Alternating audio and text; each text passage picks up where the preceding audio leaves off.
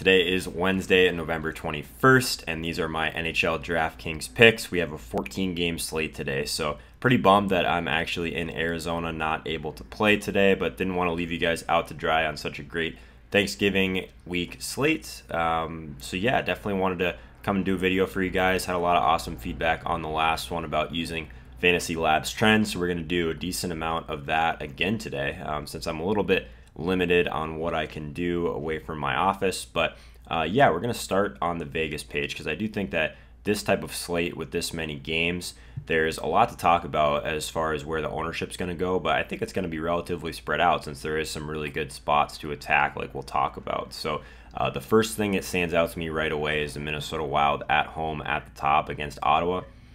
I'm sure we'll talk about them on the team ratings page as well, just because Ottawa team has been giving up so many shots. Anytime we have some of these teams at the top, like Tampa Bay at home, Pittsburgh at home, the New York Rangers in a good spot against the Islanders as well. With these massive totals, we have seen some movement as well, so that's kind of why I wanted to start over here as well. We've seen this line in favor of Pittsburgh move pretty heavily towards that side of things. If we're just looking at some of the biggest favorites of the slate, Minnesota, of course, against Ottawa at home, but Pittsburgh is the one that really stands out to me as one that's moved quite a bit. As you can see, 75% of the money is on the over-under. So this is one to watch as the day kind of progresses here. Tampa Bay against Florida, also a pretty decent spot. We were on Florida earlier in the week. That really paid off for us. So let's go over to the team ratings page.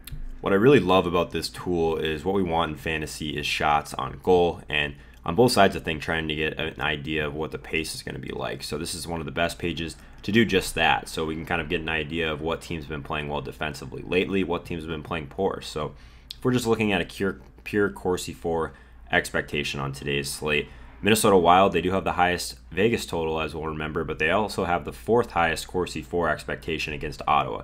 Not surprising at all. Ottawa has allowed by far the most Corsi against over the past month on the entire slate, followed by teams like Anaheim, Detroit, Toronto. But again, the biggest difference for me as far as Ottawa is how many goals they've been giving up as well. So pretty much a smash spot for Minnesota at home. Really like them quite a bit. It's always nice when things kind of line up in that way with the team ratings page and the Vegas page. If we're just looking at the goals for expectation, by far the highest goals for expectation as well. So I think that a ton of the ownership is going to go to Minnesota today. Definitely.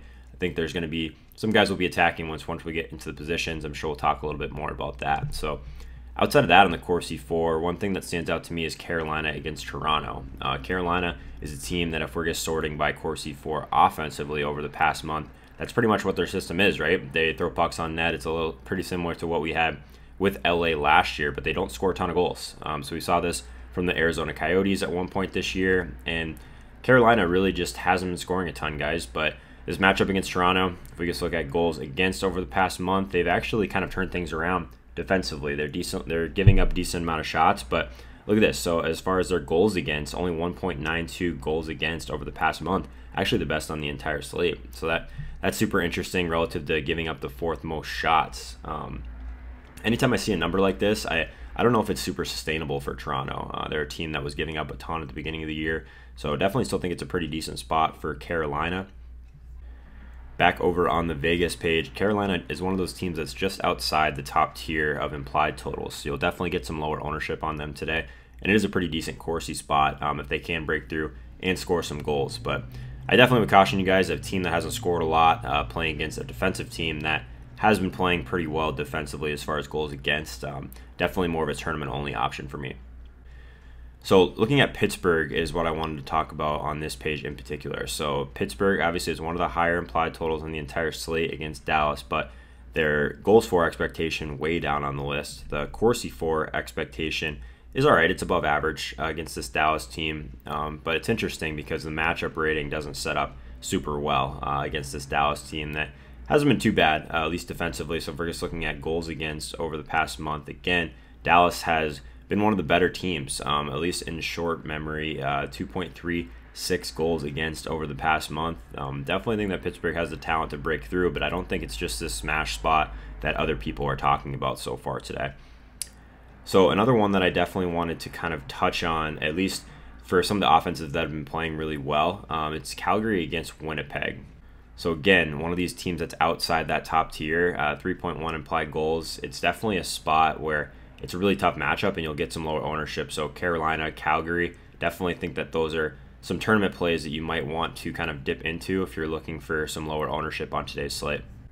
Of course, the matchup isn't great against Winnipeg, but it's actually middle of the pack in regards to shots against. So definitely think that the floor could still be there from those guys. If we just look at teams that have been giving up a lot lately, definitely wanted to talk about the Boston Bruins. They are on the road against Detroit, but really I think it's actually a pretty good spot for Boston today. There's a couple guys that I'm sure we'll talk about in trends, but one of those teams that's outside the top as far as Corsi 4, but definitely think that they have a lot of upside today against this Detroit team that's giving up a ton of shots and also a decent amount of goals as well over the past month. Did want to talk about Tampa Bay a little bit. So they do have the second highest goals for expectation, behind only Minnesota today. Definitely think that they're in play. Some of these guys are still underpriced, which we will talk about. They do have a really strong matchup rating against Florida. So Florida, one of those teams that, again, like, they're kind of middle of the pack as far as goals against and Corsi against. So in a situation like that, it more or less just depends on the offense for me. So at home, Tampa Bay, a team that is in the top 5 in Corsi 4 over the past month.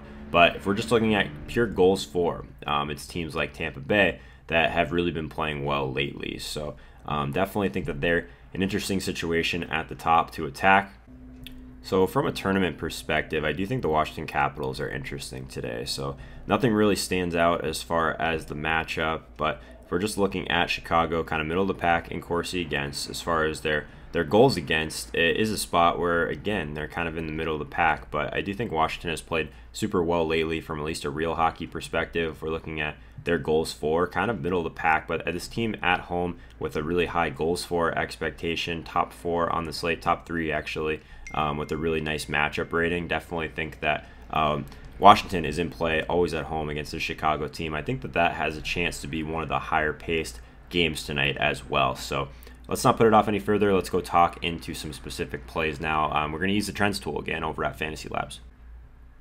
So if you missed the video on Monday, I think one of the really kind of great ways to use the trends tool of Fantasy Labs is to use them kind of as a way to filter your player pool. So if you're curious what filters I've kind of added and how I've gone about doing that, definitely check out the video from Monday.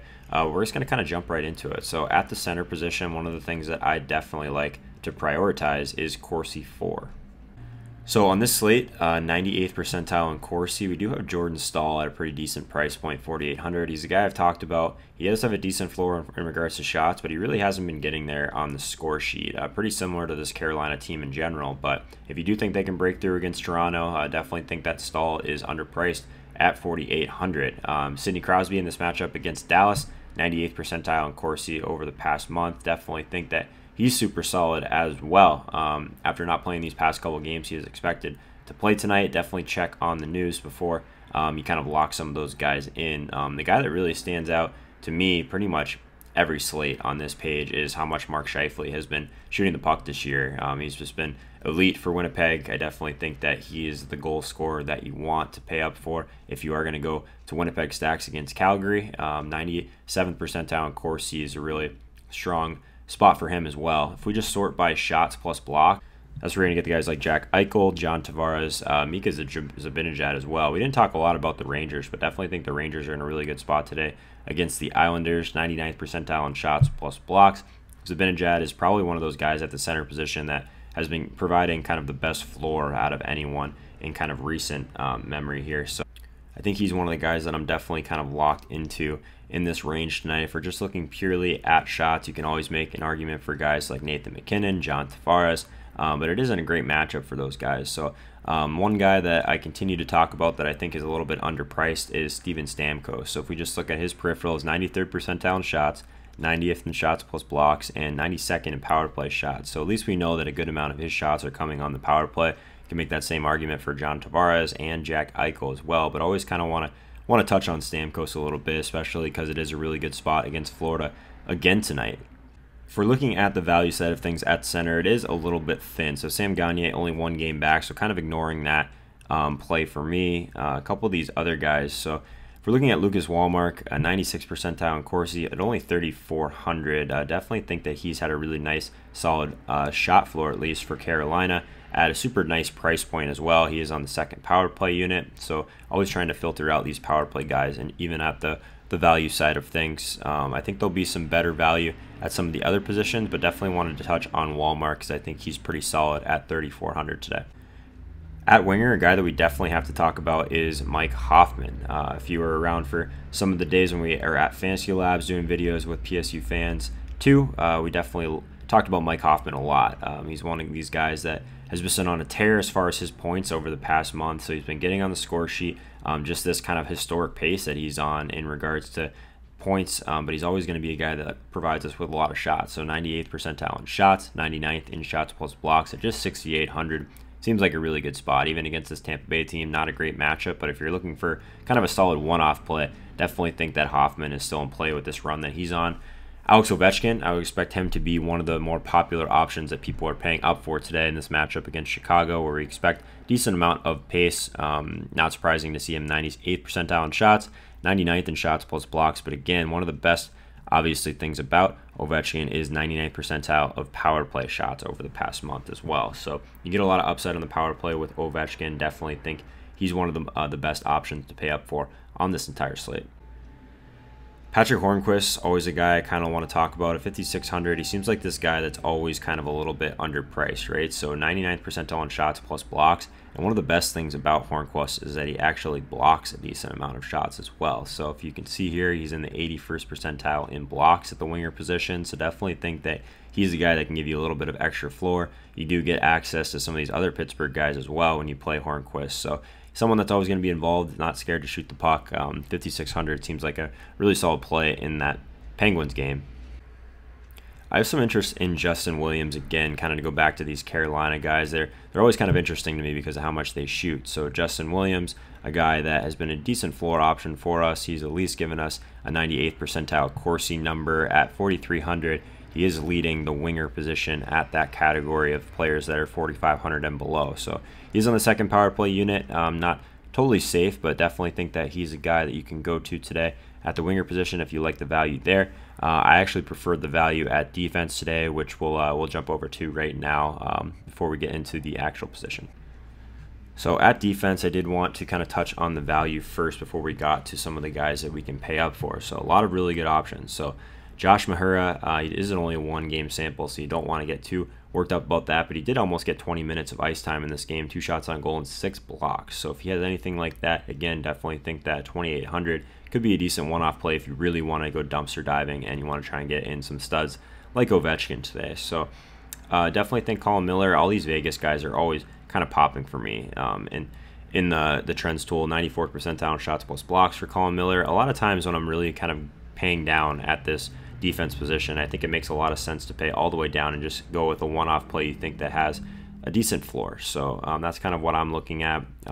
Duncan Keith against Washington. He's still one of those guys that at least is going to give you access to the power play. I probably prefer Eric Gustafsson because at least he's got a 97th percentile Corsi, so a little bit more upside there.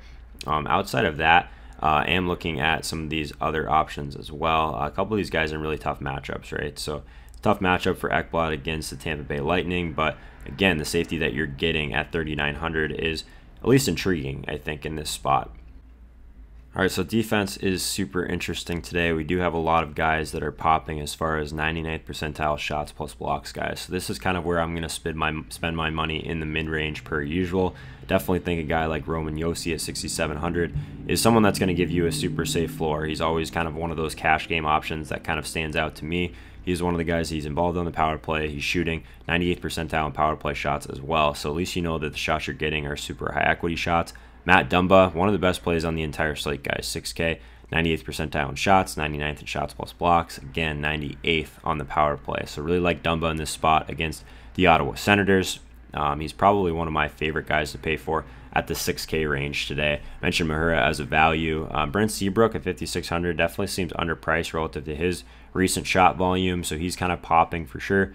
But Chris Letang is the guy I really wanted to talk about. Anytime you're trying to capture upside from Pittsburgh, definitely think kind of going to Letang is a strong way to do that. 99th percentile in shots plus blocks, 95th in shots. So like him quite a bit. John Carlson definitely is a guy you have to pair with your Ovechkin and Washington stacks. 94th percentile shots plus blocks, but he's always a guy that correlates extremely heavily to some of these other guys as well, which we can talk about in a bit. So if you are looking into Carolina, Justin Falk and Dougie Hamilton, some of their numbers are a little bit down as far as their peripherals relative to some of these other ones, but their price is pretty reasonable, and a lot of them are coming on the power play. So both of these guys, 94th percentile in power play shots, definitely something that you have to kind of keep in mind with these Carolina guys, but they are going to be shooting the puck a lot, and I think they're going to be involved. I think in cash games, kind of looking towards some of the floor you get from a guy like Yossi certainly makes sense. Mark Giordano, same kind of thing.